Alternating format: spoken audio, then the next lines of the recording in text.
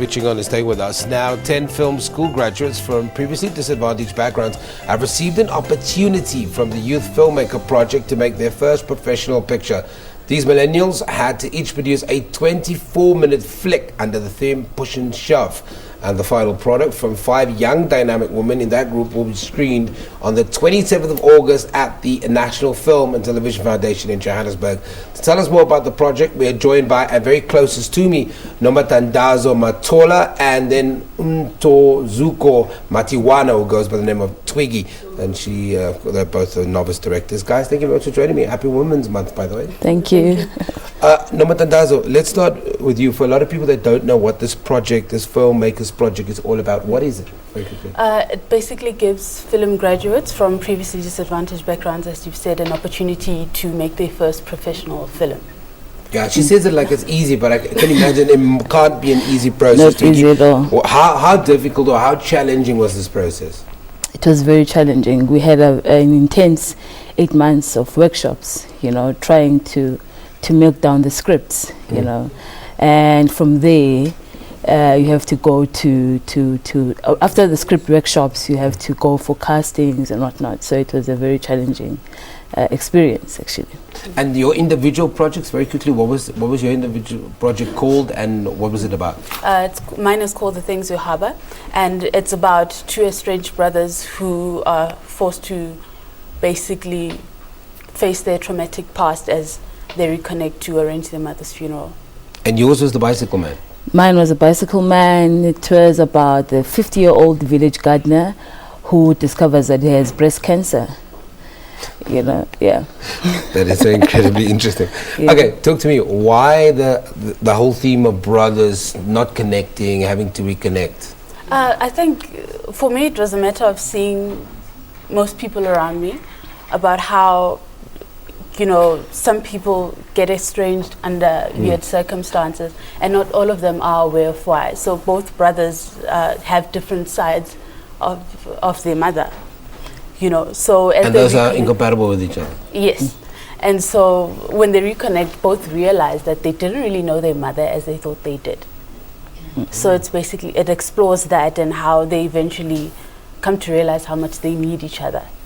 Where were you when you conceptualized the idea? Well, I guess my grandmother's death inspired it in some way, seeing how it happened around with my family and how we all came together because of that. I mean, there were some family members that I only got to know after her funeral. So I think that sort of stayed with me for a while. And out of the blue, I just felt like,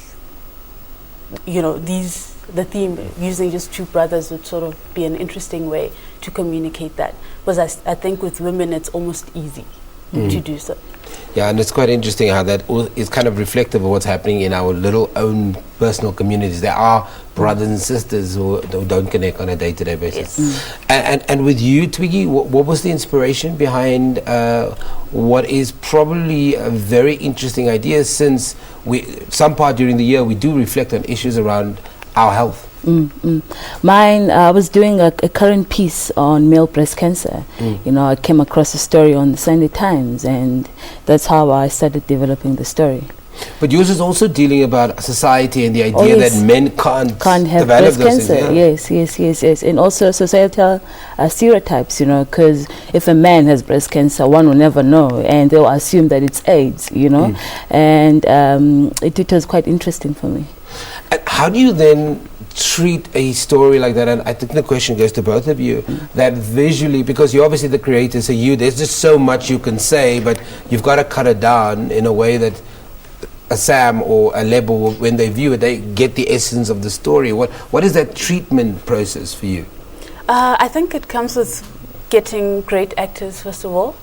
Actors who can connect with the story and who can also bring their own unique perspective to the story.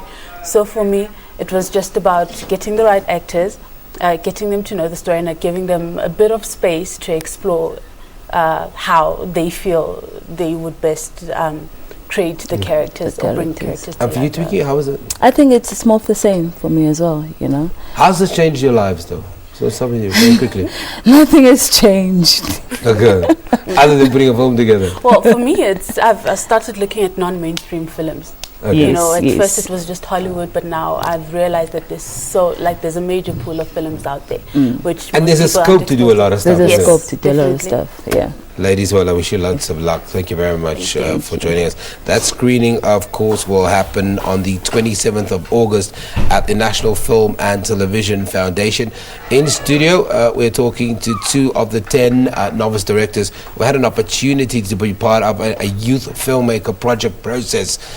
It was Nomthandazo, Matola and Twiggy Matiwana in studio talking to us about this amazing opportunity. Can't wait to see those films, by the way, ladies. Time for us to welcome our first music guest for a second performance.